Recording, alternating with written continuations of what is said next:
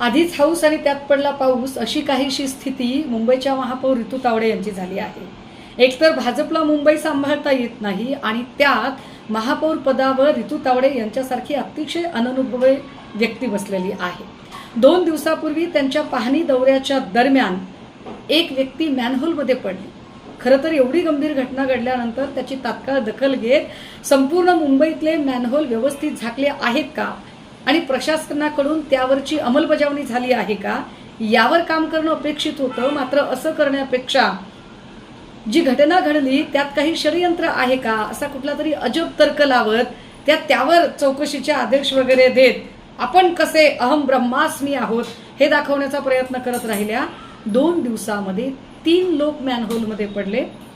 आज 60 वर्षीय अन्सारी शेखचा मृत्यू झाला। जबाबदार कोण? शिंदे गटाने सांगायचं की जबाबदारी महापौरांची आयुक्तांची आहे। याने सांगायचं महापौर, त्याने सांगायचं आयुक्त।